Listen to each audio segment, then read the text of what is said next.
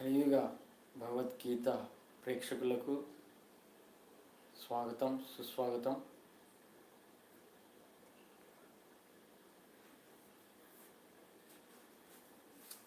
ఈ వారం మనము చాలా ఇంపార్టెంట్ విషయాలు తెలుసుకోబోతున్నాము.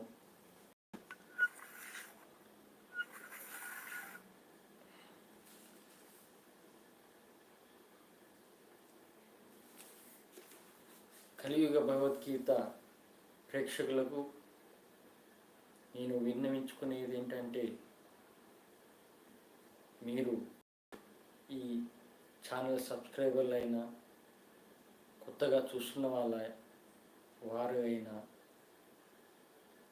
ఈ ఛానల్ ఉద్దేశం ఏంటో తెలుసుకోండి. ఈ ఛానల్ వల్ల ఎంత ఉపయోగమో తెలుసుకోండి. మీ తల్లి తండ్రి చెప్పకపోయినా భగవద్గీత గురించి నేను చెబుతున్నాను.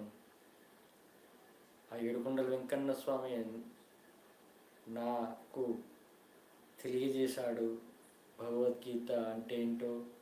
భగవద్గీతను అచ్చ తెలుగులో అనువదించడం ఎలా మీకోసం మీకు ఈ కలియుగంలో అర్థమయ్యేటట్టు ఎలా చెప్పాలనేది నా జీవిత అనుభవంతో నేర్పించాడు ఆ ఏడుకొండల వెంకన్న స్వామి. మరి యువత ఖచ్చితంగా మీరు తెలుసుకొని మీరు ఆ దైవానుగ్రహం పొందడానికి ప్రయత్నిస్తారని కోరుకుంటున్నాను. నిజమైన దైవభక్తి వాట్సాప్ ఛానల్లో చేరండి. నాతో డైరెక్ట్గా మాట్లాడచ్చు, చాటింగ్ చేయొచ్చు. అలాగే కలియుగ అన్నమయ్య ఛానల్ కూడా మీరు ఆదరిస్తారని కోరుకుంటున్నాను. ఇక ఈ వారం టాపిక్, తిరుమలకు అందరూ వెళ్తారు. వెంకటేశ్వర స్వామి దర్శనం కోసం ఎంతోమంది వెళ్తారు, లక్షల మంది. కానీ ఆ ఏడుకొండల వెంకన్న స్వామిని గర్భగుడిలో చూసినప్పుడు మీకు ఎలా కనబడతాడు? విగ్రహ రూపంలో కనబడతాడు. అదే మనము ఇంటికాడ మన ఇంటి దగ్గర వెంకటేశ్వర స్వామి గుడిలో చూసినా అలాగే కనబడతాడు. కానీ ఇక్కడికి అక్కడికి తేడా ఉంది కదా. ఎందుకంటే ఏడుకొండల పైన వెలిసిన ఆ ఏడుకొండల వెంకన్న స్వామి దర్శనం చేసుకోవడానికి మనం ఎంతో కష్టపడి ఆయన దర్శనం చేసుకుంటాము.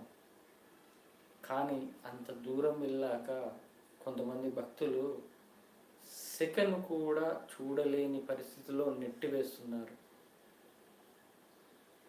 అది వాళ్ళకి ఎన్నో గంటలు కంపార్ట్మెంట్లు నిలబడి వెయిటింగ్ చేసి ఆ సెకండ్ కూడా చూడలేని పరిస్థితిలో ఉన్న వాళ్ళు, బాధపడ్డ వాళ్ళు ఆల్రెడీ ఇష్యూ కూడా అయ్యింది.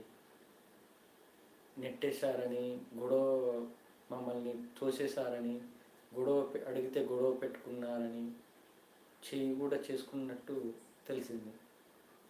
మరి అలా దర్శనము అంత కష్టపడి అంత 7 కొండల పైకి ఎక్కి కంపార్ట్మెంట్లో వెయిట్ చేసి ఇంత ఆ గర్భగుడిలో వెళ్ళాక సెకండ్ కూడా చూడకుండా ఉన్న ఆ పరిస్థితిలో ఎంత బాధ వేస్తుంది. మళ్ళీ దర్శనం చేసుకోవాలంటే ఎంత వెయిట్ చేయాలి, ఎన్ని గంటలు వెయిట్ చేయాలి. అందుకే నేను ఆ భక్తుల కోసం నేను చెబుతున్నాను. మనము దేవదర్శనం ఆయన దగ్గరికి వెళ్తే కొంతమందికి చాలా సేపు చూస్తారు, అది అదృష్టమే. కానీ అది కూడా సెకండ్ పార్ట్ కూడా చూడలేని అంత రద్దీలో వెళ్ళిన వాళ్ళు, బాధపడిన వాళ్ళకు.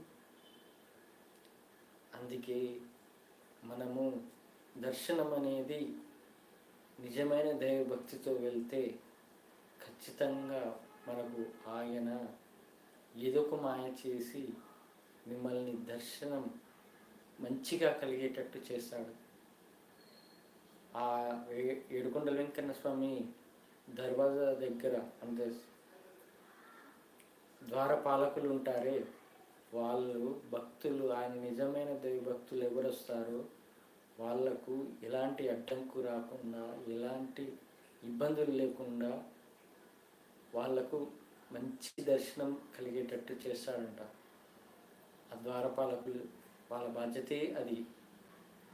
మరి అలా దర్శనం చేసుకొని నాలాగా ఆత్మదర్శనం కలిగేటట్టు చేసుకుంటే ఇంకా చాలా అదృష్టవంతులు, అనుగ్రహం పొందినట్టే, దైవానుగ్రహం పొందినట్టే, మోక్షం పొందినట్టే. ఇంకా నేను చెప్పాల్సింది ఏంటంటే, కొంతమంది రాజకీయ నాయకులైనా కావచ్చు, సినిమా యాక్టర్లైనా కావచ్చు, బిజినెస్ మెన్స్ అయినా కావచ్చు, మామూలు పేదవాడి నుంచి మొదలు పెడితే బిలియనీర్ అయినా కావచ్చు, కానీ వాళ్ళు ఎంత ధర్మంగా జీవిస్తున్నారు, వాళ్ళు ఎంత నిజాయితీతో ఉంటున్నారు.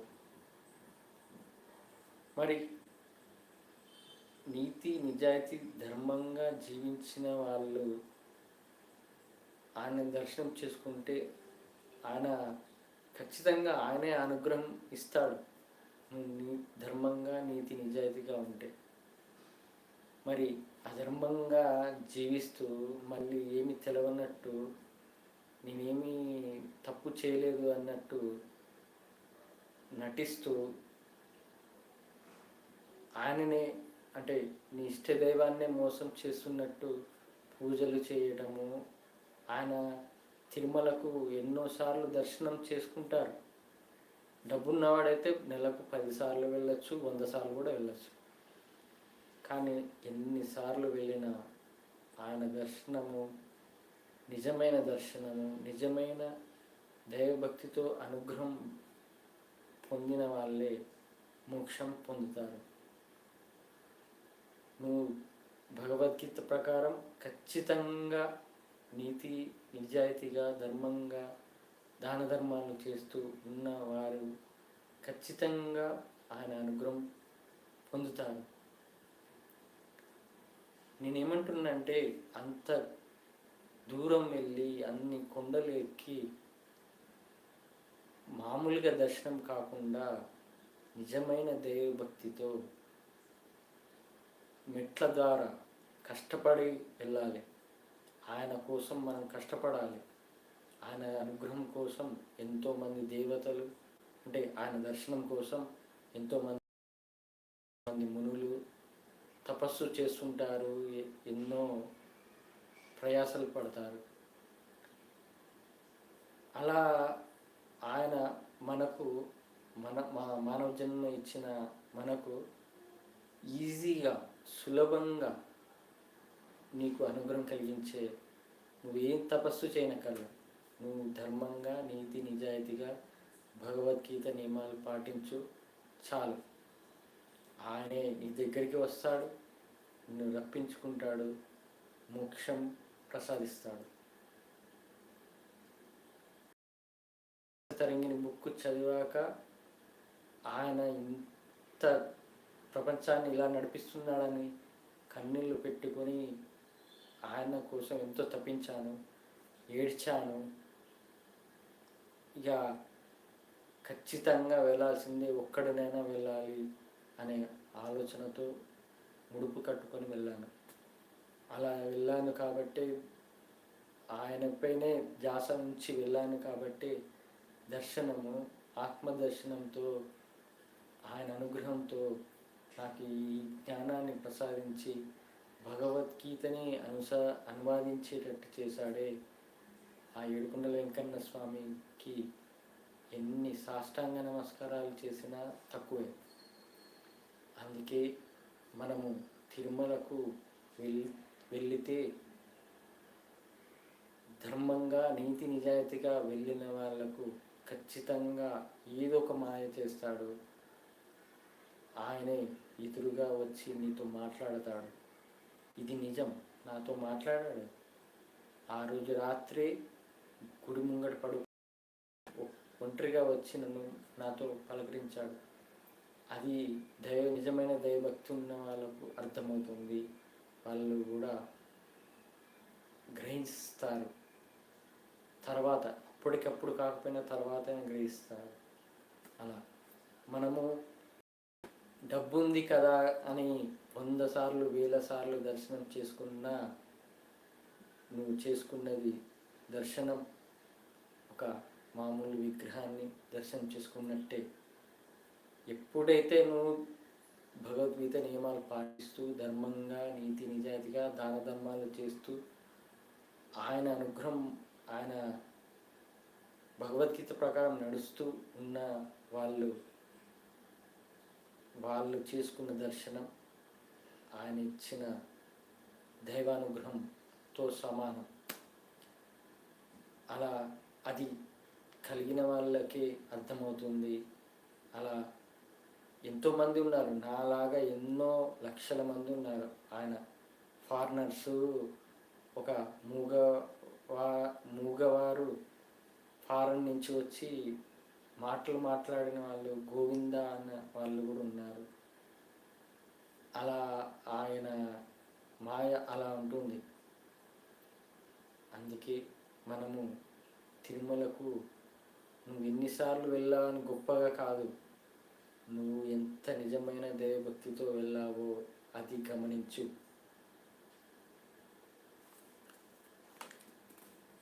ఇక మనం మోక్షం పొందాలంటే వెంకటేశ్వర స్వామిని శరణు వేడాలి. ఇతరుల దేవుని దర్శనం అంటే ఇతరుల దేవులను పూజించిన,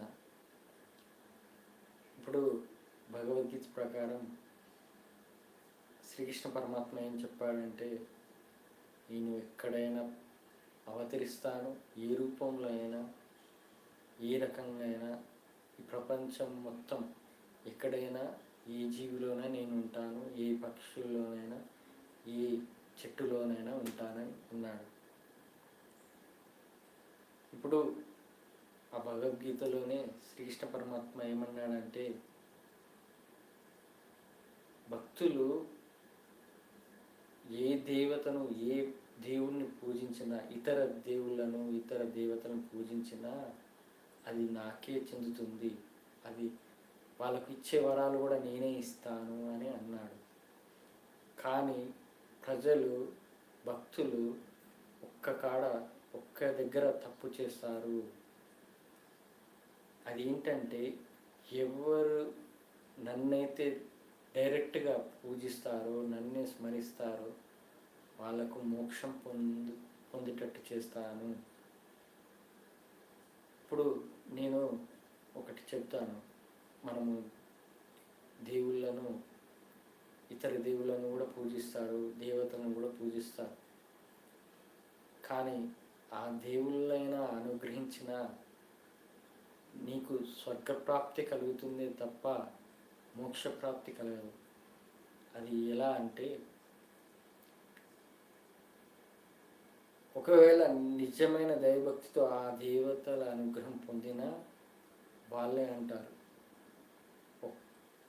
ఇప్పుడు మనము పూర్వకథలు చూస్తాము, నువ్వు సినిమాలు కూడా చూస్తాము, డెవోషనల్ పిక్చర్స్. అందులో నువ్వు ఈ దేవుని దర్శనం చేసుకో, నీకు మంచి జరుగుతుంది అని ఒక దేవుడే ఇంకో దేవుడికి వాళ్ళకు సజెషన్ ఇస్తాడు, దర్శనం చేసుకోండి అని. అలాగే ఈ కలియుగంలో కలియుగ దైవం ఏడుకొండల వెంకటేశ్వర స్వామి మన కోసం ఏడుకొండల పైన వెలిసి ఉన్నాడు. ఆయనకు ఒక బాధ్యత ఉంది. ఏ బాధ్యత? ఈ కలియుగంలో ఉన్న మనుషులను వాళ్ళంతట వాళ్ళు మారి ఆయన్ని శరణు కోరిన వాళ్ళు మోక్షాన్ని పొందుతారని అదొక బాధ్యత, ఆ వెంకటేశ్వర స్వామి బాధ్యత. మరి ఇతరుల దేవుళ్ళను పూజించినా, నువ్వు ఎంత నిజమైన దైవభక్తితో పూజించినా నీకు స్వర్గప్రాప్తే కలుగుతుంది. కానీ అదే ఈ కలియుగ దైవం వెంకటేశ్వర స్వామిని పూజిస్తే ఖచ్చితంగా నీకు మోక్షం కలుగుతుంది. ఇప్పుడు శ్రీకృష్ణ పరమాత్మ భగవద్గీతలో ఏమన్నాడు? ఎవరైతే నన్ను డైరెక్ట్గా పూజిస్తారో, నన్నే స్మరిస్తారో వాళ్ళకు మోక్షం కలుగుతుంది.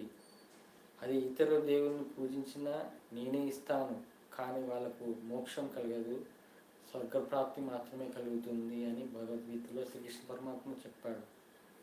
అలాగే కలియుగ దైవం వెంకటేశ్వర స్వామిని మనము శరణు వేడితే మోక్షాన్ని పొందుతాము అనేది అర్థం. ఎందుకంటే కలియుగంలో మోక్షం పొందడానికి ఒక్కరే వెంకటేశ్వర స్వామిని శరణు వేడితేనే అవుతుంది. ఇప్పుడు వెంకటేశ్వర స్వామి తిరుమల కొండలపై ఎప్పటి నుంచో ఉన్నాడు. ఎప్పుడు? కృతయుగం, త్రేతాయుగం, అంతకన్నా ముందు యుగాలు, అంతకన్నా ముందు అయినా ఆ ఏడుకొండల వెంకన్న స్వామి ఆ తిరుమల కొండపై వెలిసినాడు. నేను చదివిన అమృత తరంగిణిలో శ్రీరాముడు ఆయన దర్శనం చేసుకున్నట్టు, శ్రీకృష్ణుడు కూడా ఆయన దర్శనం చేసుకున్నట్టు మానవ రూపంలో ఆ బుక్లో ఉంది. అలా వెంకటేశ్వర స్వామి స్వరూపమే శ్రీకృష్ణుడు, శ్రీరాముడు అయినప్పుడు ఆ యుగంలో వాళ్ళు దేవుళ్ళు. ద్వాపర యుగంలో శ్రీకృష్ణుడు,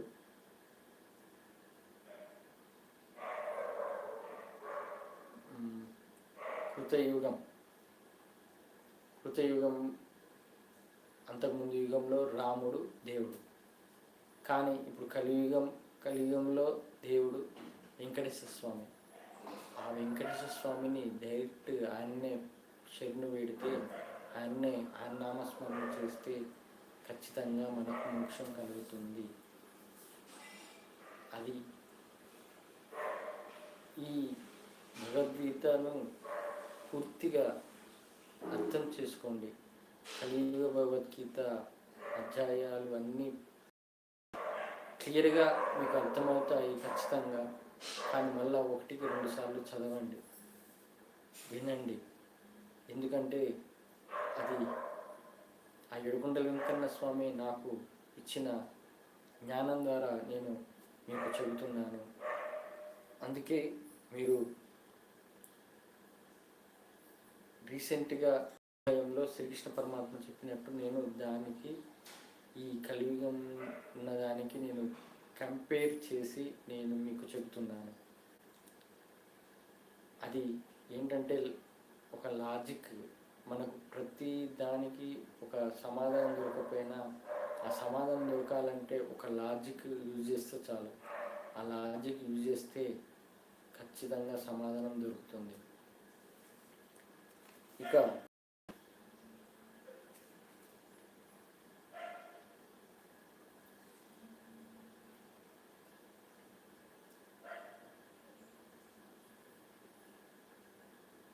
ఇప్పుడు మనము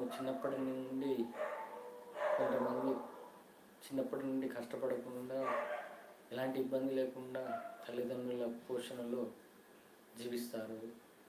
కొంతమంది అనాథలుగా జీవిస్తారు.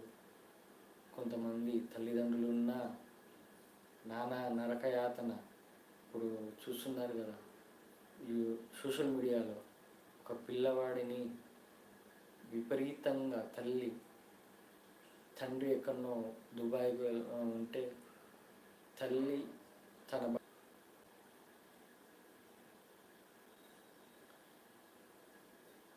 అలా తల్లి అంతగానం కొడుతుంటే బాధ భరించలేక వామ్ము అని ఎంతో ఏడుస్తున్నాడు ఆ పిల్లవాడు. ఎందుకని? తను ఆ తల్లిగా ఆమె కొడుకు పుట్టడం చేసిన తప్పంటారా, లేకపోతే పూర్వజన్మ పాపం వల్ల అలా అనుభవిస్తున్నాడా? అలా చిన్న పిల్లవాడు నేను కష్టపడుతూ, పెద్దవాడైనా కూడా కష్టపడుతూ బాధలు భరిస్తూ ఉన్నారు. మరి ఈ కలియుగ భగవద్గీత ఛానల్ ద్వారా మీరు ఈ మానవ జన్మ రహస్యం తెలుసుకుంటే, భగవద్గీత అంటే ఎంత ఇంపార్టెంటో ఈ మానవుడిగా పుట్టినందుకు అలా తెలుసుకుంటే మళ్ళొకసారి ఈ జన్మ ఎత్తడానికి మనం ఆలోచించాలి. వద్దు, మళ్ళా పుట్టద్దు, ఈ కలియుగంలో మళ్ళా వచ్చే నరకాలైన బాధలైన యుద్ధాలలో చిక్కుకొని చనిపోయిన వాళ్ళు ఎంతోమంది ఉన్నారు. అలాంటి నరకాన్ని అనుభవించద్దు. మొన్న ఫ్లైట్ అంటే అది అందులో ఎంతోమంది చనిపోయారు. కానీ భగవద్గీత బుక్కు కాలిపోకుండా ఉందంటే అర్థం ఏంటి? దేవుడు ఉన్నాడని నిరూపణ. మరి ఆ దేవుడు ఉన్నాడని ఆ భగవద్గీత బుక్ నిరూపించిందే. ఎన్నోసార్లు ఎన్నో అగ్ని ప్రమాదాలు జరిగిన భగవద్గీత బుక్ ఎటువంటి చెక్కు చెదరకుండా మంచిగా ఉందని అంటే దానిలో ఎంత విలువ ఉందో తెలుసుకోండి. భగవద్గీత మనల్ని ఒక ధైర్యాన్ని పెంచుతుంది, మనపై మనకు నమ్మకాన్ని పెంచుతుంది, ఆత్మవిశ్వాసం పెరుగుతుంది, ఆత్మాభిమానం పెరుగుతుంది, ఎవరినైనా ఎదిరించే శక్తి ఇస్తుంది. అలాంటి భగవద్గీతను విలువ తెలుసుకోకుండా ఈజీగా తీసేస్తున్నారు మనసు నుండి. మరి అది ఎంత బాధపడవలసిన విషయం. కానీ ఎవరైతే మనసు నుండి ఈజీగా తీసేస్తారో వాళ్ళు అలా నరకాన్ని పడుతూనే ఉంటారు, కలియుగంలో నరకం అనుభవిస్తూనే ఉంటారు. మరి ఎవరైతే భగవద్గీత విలువ తెలుసుకుంటారో వాళ్ళు నాలాగా సంతోషంగా, ఆయన అనుగ్రహంతో సంతోషంగా ఉంటారు. మరి ఇలాంటి జన్మ మళ్ళీ రాకుండా ఉండాలంటే, మళ్ళీ కలియుగంలో పునర్జన్మ లేకుండా చేసుకోవాలంటే ఒక భగవద్గీత ఒక్కటే దారి. ఈ కలియుగ భగవద్గీత ఛానల్ని ఫాలో అయితే చాలు. ఆ ఏడుకొండల వెంకన్న స్వామి మీకు ఈ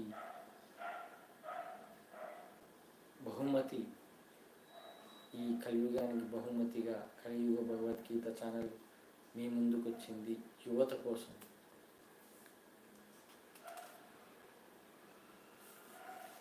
కోపంలో రకాలు ఉంటాయి. ఇప్పుడు బయట జరుగుతున్నాయి. క్షణిక చిన్న మిస్టేక్కి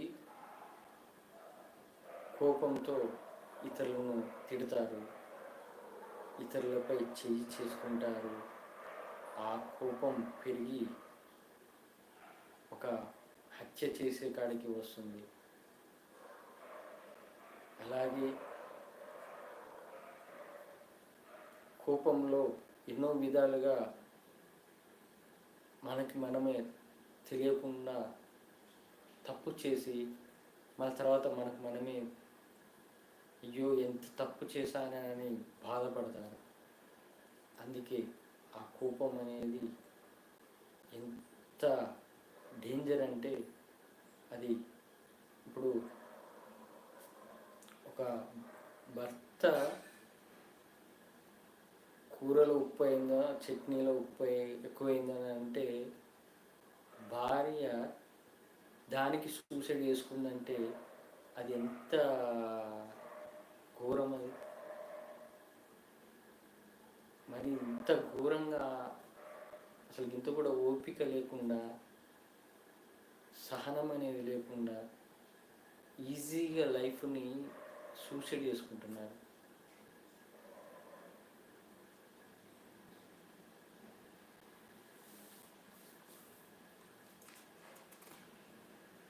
ఇలా కోపంలో మనము ఎంతో తప్పులు చేసుకునే కాడికి రాకుండా, కానీ ఒక కోపం ఉంటుంది, ప్రేమతో వచ్చే కోపం.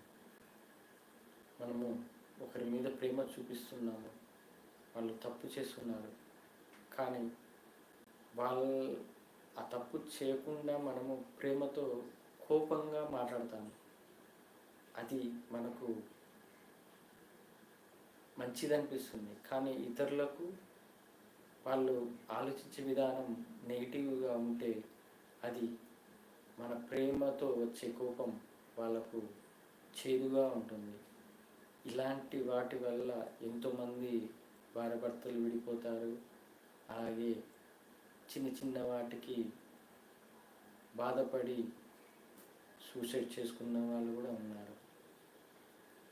అందుకే కోపంలో ప్రేమతో చూపించే కోపం అది మంచి చేస్తుంది, కానీ ఎప్పుడూ చెడు చేయదు. అది నీ మంచికే వాళ్ళు చెబుతారు. కోపంతో ప్రేమతో చెప్పినా, అది కోపంగా చెప్పినా అది అర్థం చేసుకోవాలి.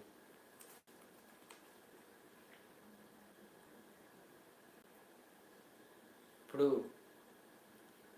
ఒక డ్యాన్స్ నేర్చుకోవాలంటే ఒక డ్యాన్స్ ఇన్స్టిట్యూట్కి వెళ్తాము, ఒక డ్యాన్స్ మాస్టర్ని కలిసి ఆయన ద్వారా డ్యాన్స్ నేర్చుకుంటాము. అలాగే ఒక స్విమ్మింగ్ నేర్చుకోవడానికి ఒక స్విమ్మింగ్ పర్సన్ ట్రైనర్ని ఎంచుకుంటాము. అలాగే మనము ఒక స్టడీ బాగా చదవాలంటే ఒక గుడ్ టీచర్ని, మంచి టీచర్ని ఎంచుకుంటాము. అలాగే ఒక వ్యాయామం జిమ్ చేయాలంటే జిమ్లో ఒక పర్సన్ని కలిసి మంచి జిమ్ మనము మన బాడీని మంచిగా చేసుకోవడానికి ఒక పర్సన్ని కలుస్తాము. అలాగే మనము ఎక్కడనో మనము నేర్చుకోవాలంటే ఒకరి ద్వారా నేర్చుకోవాలి. వాళ్ళు ఎందుకు వాళ్ళని అప్రోచ్ అవ్వాలంటే వాళ్ళు ఆ నైపుణ్యంలో పర్ఫెక్ట్ అన్నట్టు. వాళ్ళు మంచి అనుభవంతో వాళ్ళు కష్టపడి నేర్చుకొని వాళ్ళు ఇతరులకు నేర్పిస్తున్నారు. కాబట్టి మరి నేను కూడా మీకు నేర్పుతున్నాను కదా, భగవద్గీత గురించి చెప్తున్నాను కదా. అందుకే ఎప్పుడు వీడేంట్రా నాకు చెప్పేది అనే భావన ఉన్న వాళ్ళు ఎప్పటికీ అజ్ఞానులుగానే ఉంటారు. వినే ఓపిక ఉన్నవారే జ్ఞాని అవుతాడు. విని ఓపిక లేనివారు అజ్ఞానులుగానే ఉంటారు. చెప్పడానికి ధైర్యం ఉన్నవాడే వాడు పైకి ఎదుగుతాడు. అది చెప్పడానికి ధైర్యం లేకుండా ధైర్యం లేనివాడు వాడు ఎప్పటికీ పిరికివాడిగానే ఉంటాడు. అది తెలుసుకోవాలి. అందుకే హిరణ్యకశిపుడిలాగా అహంకారంతో ఉండకుండా, ఒక ప్రహ్లాదుడు చెప్పితే వినకపోతే హిరణ్యకశిపుడికి ఏమైందో తెలుసు కదా. అలాగే ప్రహ్లాదుడు చెప్పినట్టు, అంటే నాకు ఈ జన్మలో ఏడుకొండ వెంకన్న స్వామి ఇచ్చిన ఒక వరం అనుకోండి, లేకపోతే ఒక నా అదృష్టం అనుకోండి, ఇలా మీకు చెబుతున్నందుకు. అందుకే నేను చెబుతున్నది మీరు అర్థం చేసుకొని మారండి. యువత, ముఖ్యంగా యువత మారాలి. అందుకోసమే నేను చెబుతున్నాను. అందుకే ఒక అనుభవం ఉన్న వాళ్ళను మనము తక్కువ అంచనా, వాళ్ళను తేలిగ్గా తీసి పడేయకుండా మంచిగా వాళ్ళు చెప్పింది ఏమి చెబుతున్నారని తెలుసుకోవాలి. మనము ఏమి నేర్చుకుంటున్నాము దీంట్లో అనేది ఆలోచన ఉండాలి. ఇంకోటి నన్ను ప్రతి ఫాలో అవుతున్నారు. ఒక పర్సన్, ఆ పర్సన్ మీ పేరు చెప్పకపోయినా పర్వాలేదు, జస్ట్ మీరు ఎక్కడి నుంచో అనేది కామెంట్ చేయండి. బ్రదర్, మీరు ఒక కామెంట్ చేయండి, సంతోషపడతాను నేను. మీరు ఎక్కడి నుంచి నన్ను ఫాలో అవుతున్నారు, మీ పేరు చెప్పకపోయినా పర్వాలేదు, మీ విలేజ్, మీ సిటీ నేమ్ పెట్టండి కామెంట్లో.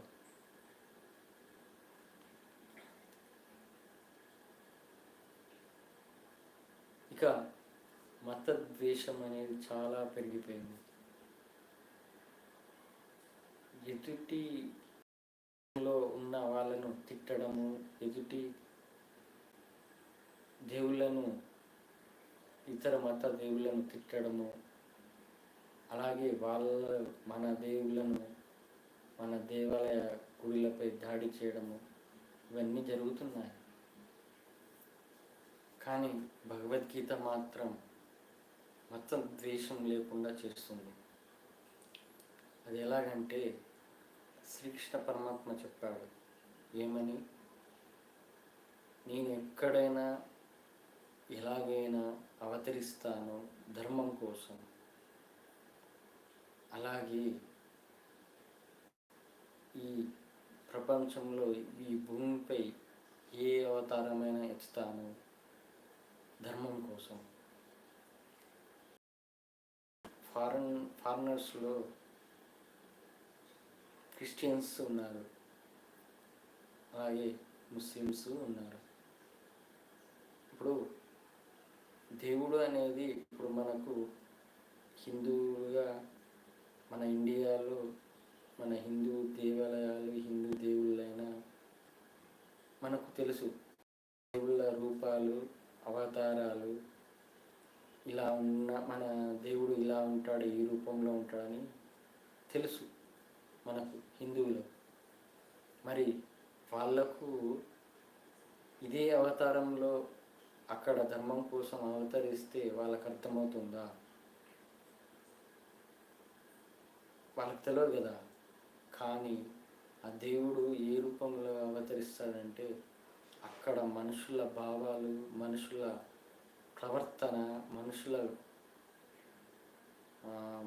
వాళ్ళు జీవించే విధానం, దాన్ని బట్టి అక్కడ వాళ్ళలో ఒకటిగా అవతరిస్తాడు. అంతేగాని పరమాత్మ ఎక్కడైనా ఉంటాడు. ఆ దేవుడు వేరు, ఈ దేవుడు వేరు అని భావించి మతద్వేషాలు పెంచుతారే, వాళ్ళు పాపంలో పడిపోతారు, మహాపాపంలో పడిపోతారు.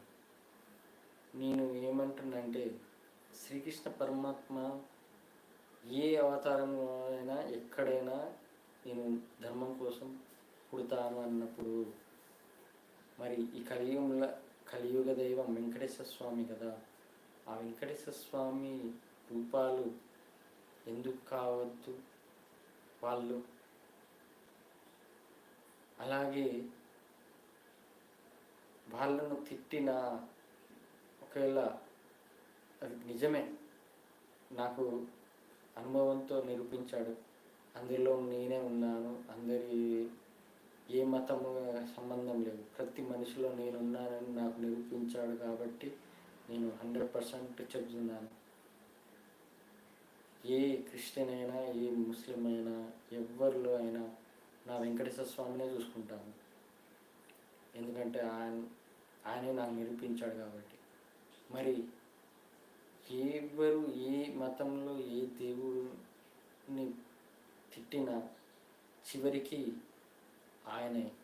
ఆయనకే చేరుతుంది. ఎందుకంటే ఆయన నుండి వచ్చిన స్వరూపాలు కాబట్టి. ఇప్పుడు శ్రీకృష్ణ పరమాత్మ భగవద్గీతలో చెప్పాడు ఏమని, మీరు ఏ ఇతర దేవుళ్ళను పూజించినా చివరికి నాకే చేరుతుంది, నేనే ఇస్తాను అన్నట్టు, మీరు కలియుగంలో మనిషిగా అవతరించి ఏ దేవుళ్ళు మనిషిగా అవతరించి వాళ్ళు పూజింపబడుతున్నారో, ఏ దేవుళ్ళను, ఇప్పుడు సాయిబాబా ఉన్నాడు, సాయిబాబా వారణాసిలో బ్యాన్ చేశాడు ఆయన పూజించడం. ఎందుకంటే ముస్లిం అని, వాళ్ళ మతస్థులే అన్నారు ఆయన ముస్లిం అని. కానీ మన హిందువులను పూజిస్తున్నారు. ఎందుకంటే అక్కడ ఆ టైంలో సాయిబాబా అవతరించిన టైంలో అక్కడ మనుషుల తగ్గట్టు ఆ సాయిబాబా అవతారం ఎత్తి వాళ్ళను ధర్మంగా జీవించేటట్టు చేశాడు. అలా ఆయన ముస్లిం అనేది పక్కకు పెట్టేయండి, అక్కడ ఒక ధర్మం కోసం పోరాడాడు ఆయన. దేవుడిగా ఆయన ఎన్నో మహిమలు కూడా చూపించాడు. ఎందుకంటే ఆయన ఆ వెంకటేశ్వర స్వామి స్వరూపం కాబట్టి. అలా ఈ కలియుగంలో ఏ మతంలో దేవుళ్ళైనా మనిషిగా పుట్టి దేవుడిగా పూజించిన వాళ్ళైనా అంతా వెంకటేశ్వర స్వామి స్వరూపాలే. ఎవరిని దూషించినా, ఏ మతంలో వాళ్ళు మన దేవుళ్ళని తిట్టిన ఆ చివరికి వాళ్ళకి మహాపాపం. ఎందుకంటే అసలైన దేవుడు ఈయనకే చేరుతుంది కాబట్టి. అప్పుడు హిందూ ముస్లిం వాళ్ళ దేవుణ్ణి తిట్టిన, మళ్ళీ వెంకటేశ్వర స్వామిని తిట్టినట్టే ముస్లిము హిందూ దేవుణ్ణి తిట్టిన మళ్ళా వెంకటేశ్వర స్వామిని తిట్టినట్టే. అంటే ఆయన స్వరూపం కాబట్టి. అలాగే యేసుక్రీస్తు క్రిస్టియన్స్ ఆయన కూడా తిడతారు, వాళ్ళు మనల్ని దేవుణ్ణి కూడా తిడతారు. అది తెలియక వాళ్ళ దేవుడే గొప్ప అని భావనతో హిరణ్యకశిపుడిలాగా ఉండడం వల్ల వాళ్ళు మనతారు. అది చేసేది వాళ్ళు కూడా మహాపాపమే. ఎందుకంటే అసలైన దేవుడు కలియుగ దైవం వెంకటేశ్వర స్వామి కాబట్టి, ఆయన నుండే వాళ్ళందరూ వచ్చారు కాబట్టి తిరిగి మళ్ళీ ఆయనకి చేరుతుంది కాబట్టి అది మహాపాపమే అవుతుంది. ఇది భగవద్గీత ప్రకారము శ్రీకృష్ణ పరమాత్మ చెప్పినట్టు ఈయన ఎక్కడైనా ఏ అవతారమైనా ధర్మం కోసం అవతరిస్తానన్నట్టు. అదొకటి. మీరు ఏ దేవుణ్ణి పూజించినా చివరికి నాకే చేరుతుంది. అలాగే ఏ దేవుడికి పూజించినా మళ్ళీ నాకే చేరుతున్నప్పుడు చివరిగా నన్నే శరణు వేడితే ఖచ్చితంగా మోక్షం కలుగుతుంది అని భగవద్గీతలో శ్రీకృష్ణ పరమాత్మ చెప్పాడు.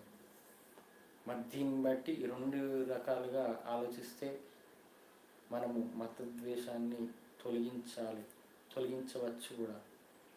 కానీ కొంతమంది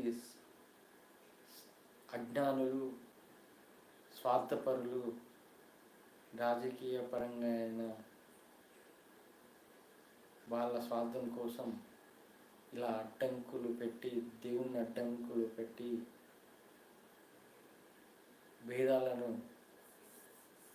మనుషుల మధ్య భేదాన్ని పెంచుతున్నారు. ఇది త్వరలోనే పోయే రోజు వస్తుంది.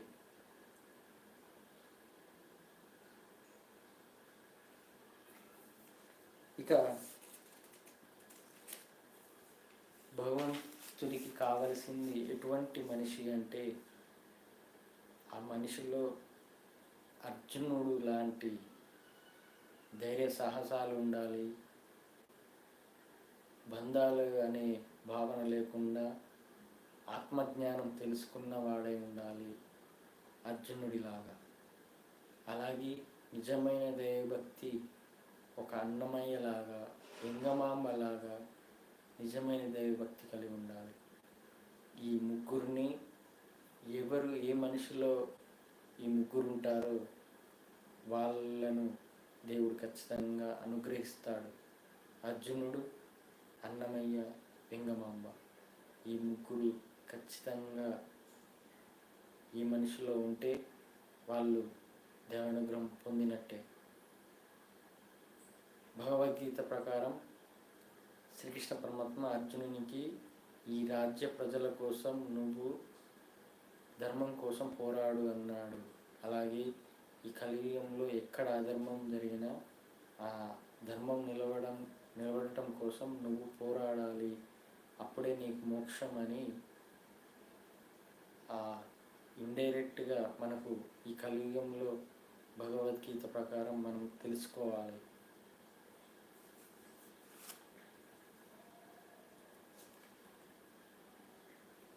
నాకు ఒక మంచి ఆలోచన తెప్పించాడు ఏడుకొండల వెంకన్న స్వామి. నాకు డబ్బులైతే నాకు లేక ఏదో మామూలు జీవితాన్ని నడిపిస్తున్నాను.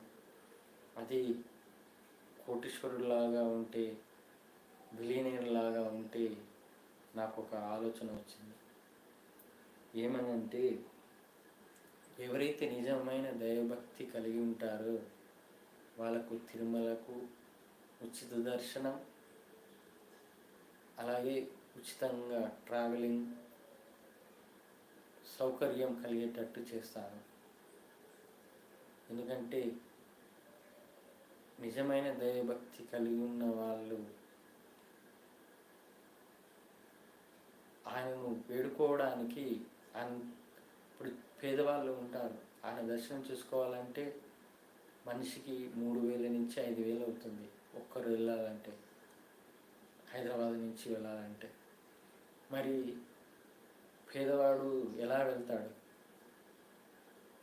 అందుకే అలాంటి పేదవాడు, ఇప్పుడు గవర్నమెంట్ రేషన్ కార్డు ఉంది పేదవాడు, ఆ రేషన్ కార్డు ఉన్న వాళ్ళకు ఉచిత దర్శనం, ప్రయాణాలు కూడా, ట్రావెలింగ్ ఎక్స్పెన్సెస్ అన్నీ కూడా ఇచ్చేటట్టు చేయాలనే ఆలోచన నాకు వచ్చింది.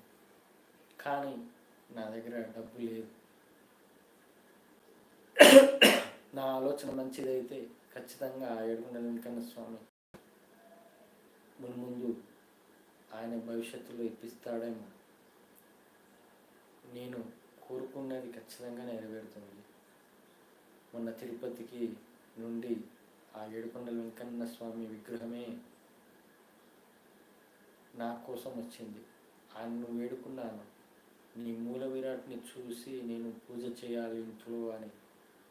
అలాగే ఆయన విగ్రహం రావటం అనేది నేను ఊహించలేదు, మొక్కుకున్నానంతే. కానీ నేను ఊహించకుండానే ఆయనంతటా ఆయనే వచ్చాడు. నాకు ఎంతో సంతోషంగా ఉంది. మా ఇంట్లో వెంకటేశ్వర స్వామి నా కోసం వచ్చాడని సంతోషంగా ఉన్నాను. అది నిజమైన దైవభక్తి ఉంటే మనం అనుకున్నవి, మన మనస్సు నిష్కల్మషంగా నిస్వార్థంగా ఉంటే ఖచ్చితంగా ఆ ఏడుకొండల వెంకన్న స్వామి ఏదైనా నీకు మంచిగా నువ్వు కోరుకుంటే, మంచిది కోరుకుంటే ఖచ్చితంగా నెరవేరుతుంది. ఇది 100% నిజం.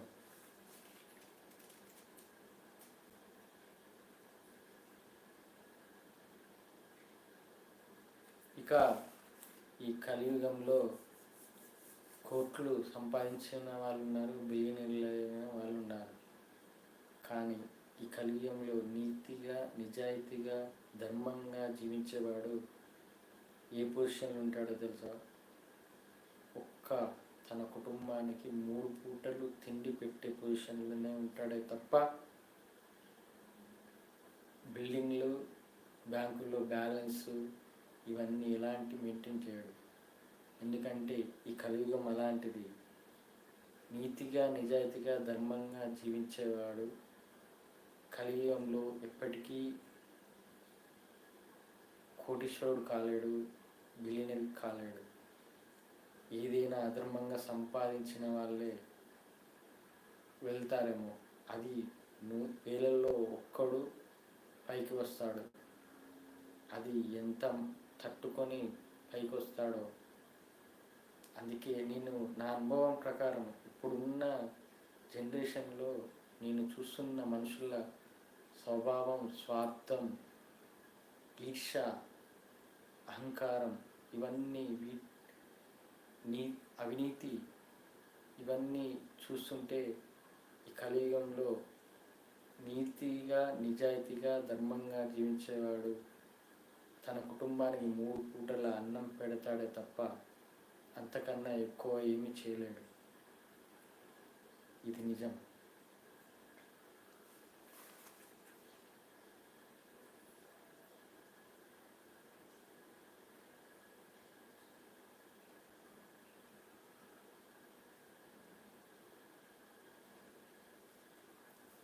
దేవుడు మనకు డబ్బులు ఇస్తాడు. ఇప్పుడు ఉన్న వాళ్ళు ఉన్నారు, లక్షాధికారులైనా, కోటీశ్వరులైనా, బిలియన్లైనా. నీకు అంత డబ్బు ఇచ్చాడంటే నిన్ను ఏం చేయమని? నువ్వు నాకు ఇంత ఇచ్చావు, నీకోసం నేనేమి చేయాలనే ఆలోచన రావాలి. ఆ డబ్బుని ఒకరికి సహాయం, కష్టంలోనైనా బాధలోనైనా సహాయం చేస్తే వాళ్ళల్లో దేవునిపై ఒక నమ్మకాన్ని కలిగించినట్టు అవుతుంది. అలాగే వాళ్ళంతటా వాళ్ళు దైవంపై నమ్మకాన్ని పెంచుకున్నట్టు, ఒక మనిషిని తయారు చేసినట్టు వాడివి అవుతావు. డబ్బులు ఉన్నాయి కదా అని విర్రవేగి అహంకారంతో మనిషిని చులకనగా చూసి పాపంలో పడిపోకు.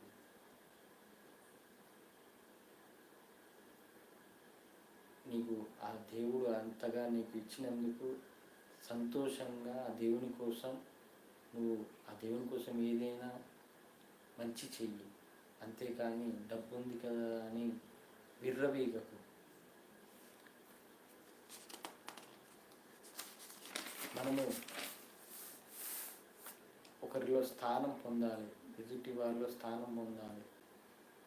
ఆ ఎదుటి వారు మన కోసం కన్నీళ్ళు పెట్టుకోవాలి. ఆ కన్నీళ్ళు పెట్టుకున్నప్పుడు అప్పుడు వాళ్ళ మనసులో మన స్థానం ఉన్నట్టు ఆటోమేటిక్గా ఆ దేవుని మనసులో మనకు స్థానం కలిగింది అన్నట్టు. ఇది తెలుసుకోవాలి డబ్బున్నవారు ఖచ్చితంగా.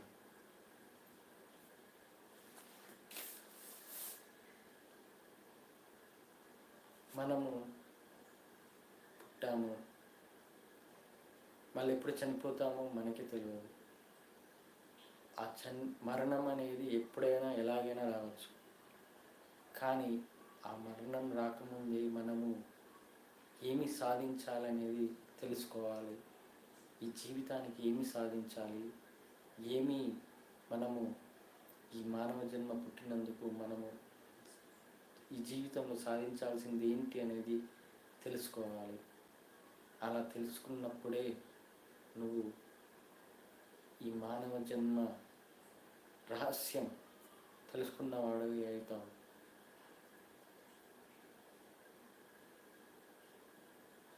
Mister Nandakumar,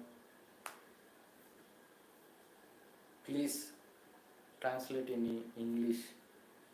I don't know Tamil language.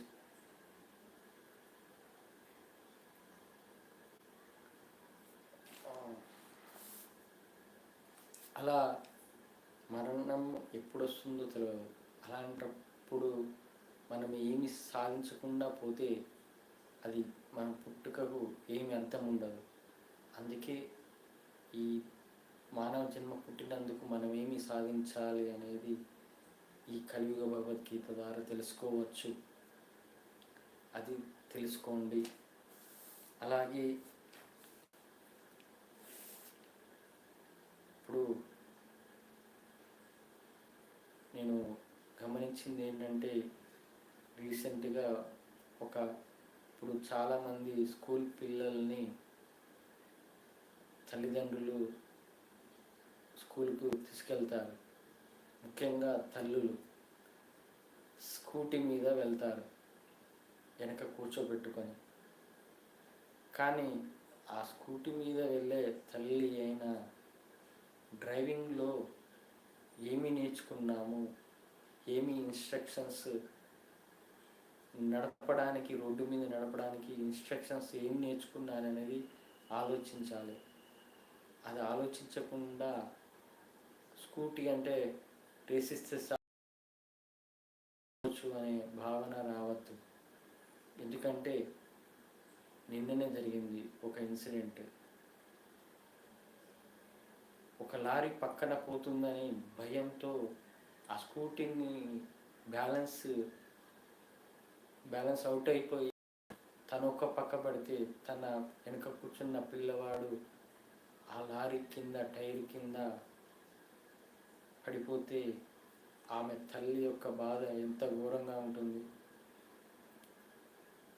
మరి మనము ఏమీ నేర్చుకోకుండా నువ్వు డ్రైవింగ్కి ఎందుకు వెళ్తున్నావు? మనము ముఖ్యంగా భయపడే వాళ్ళు డ్రైవింగ్ చేయొద్దు. భయం ఉన్న వాళ్ళు డ్రైవింగ్ చేయొద్దు. ప్రాణం మీద తీపి ఉన్న వాళ్ళు డ్రైవింగ్ చేయొద్దు.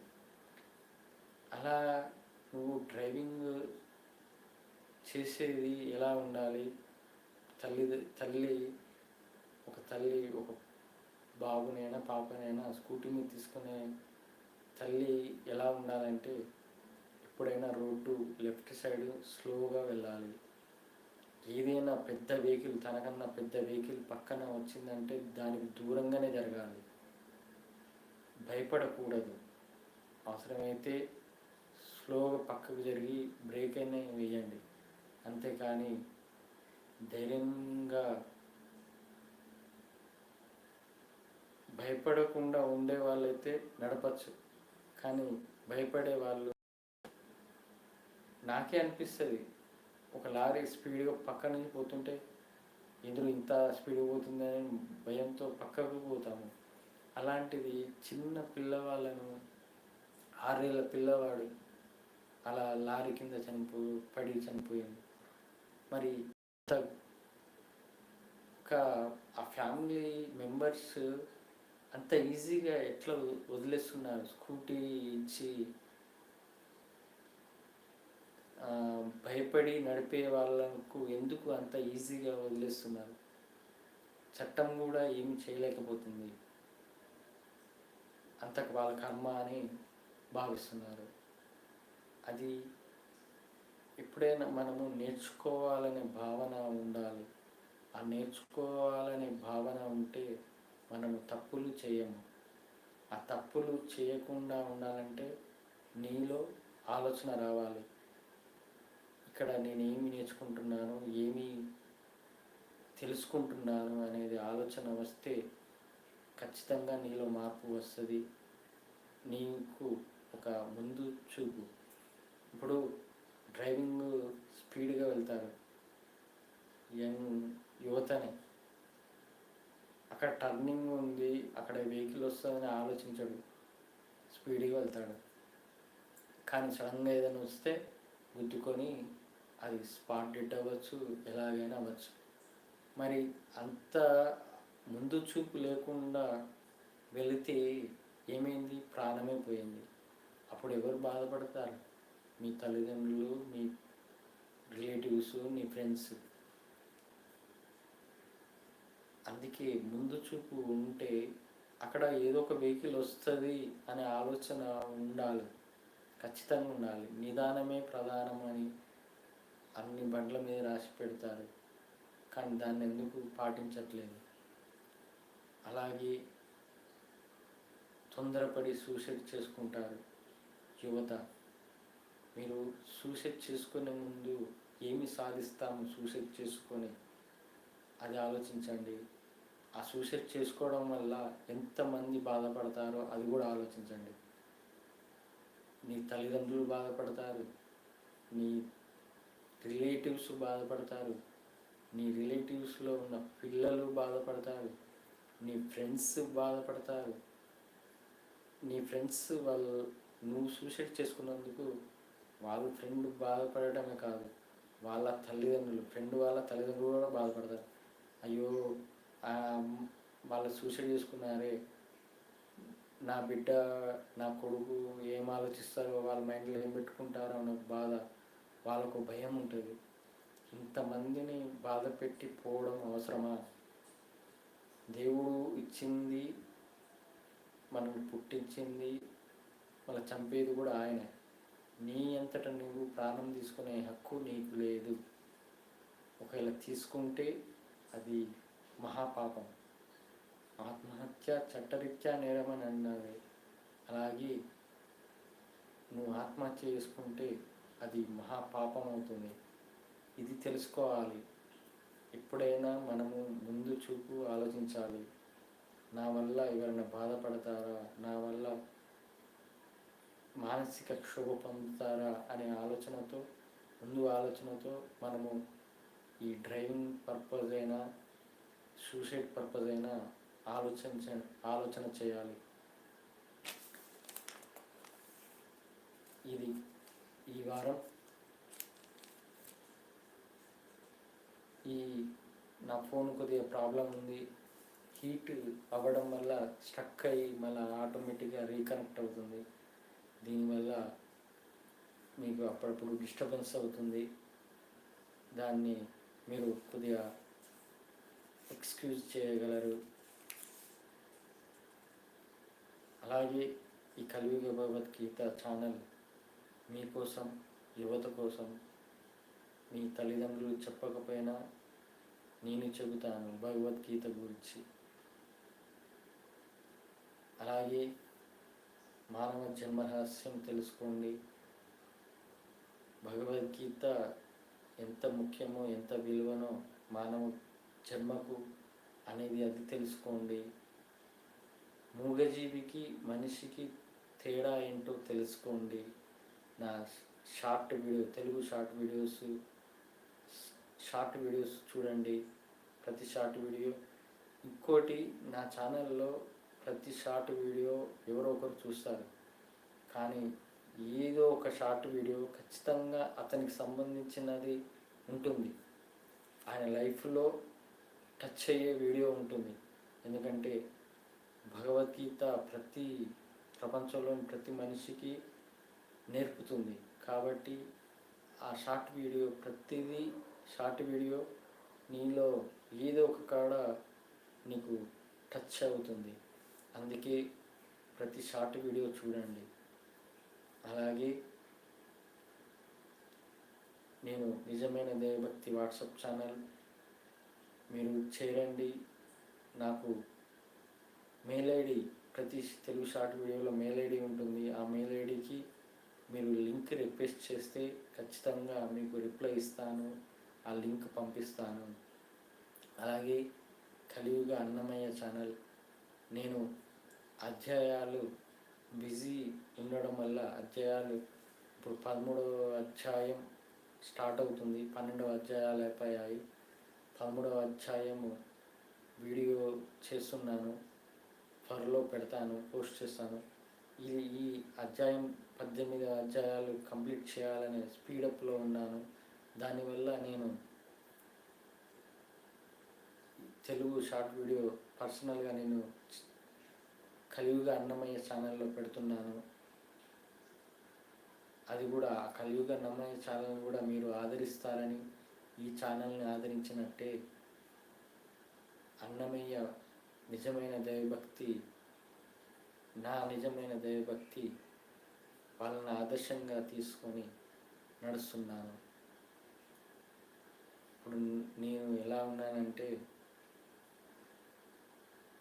నా జీవితం అంతా ఆయనకే అంకితం.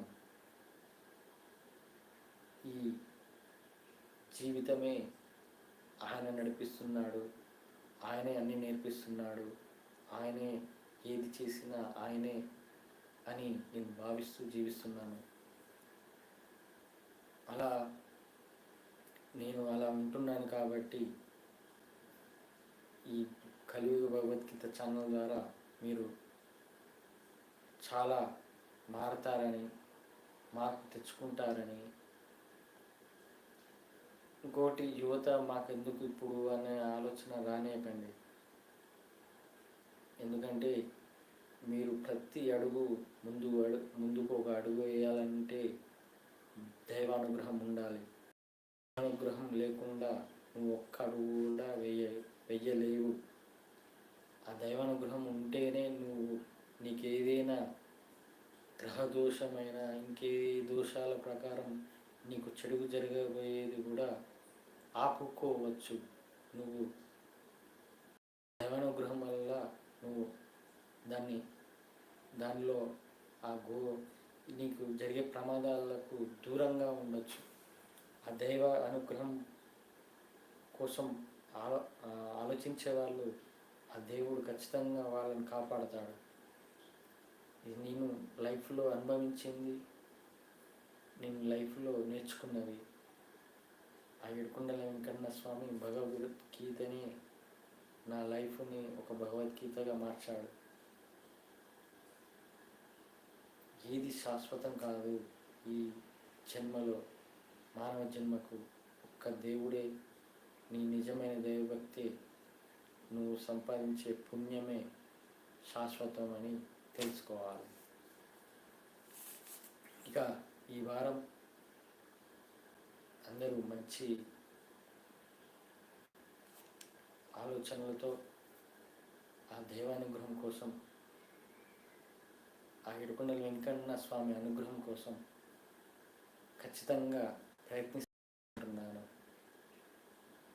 ఓం నమో వెంకటేశాయ నమః. ఇది తమిళ్లో కామెంట్ పెట్టారు, అది నాకు అర్థం కావట్లేదు. మీరు తర్వాత ట్రాన్స్లేట్ చేసి ఇంగ్లీష్లో పెట్టగలరు.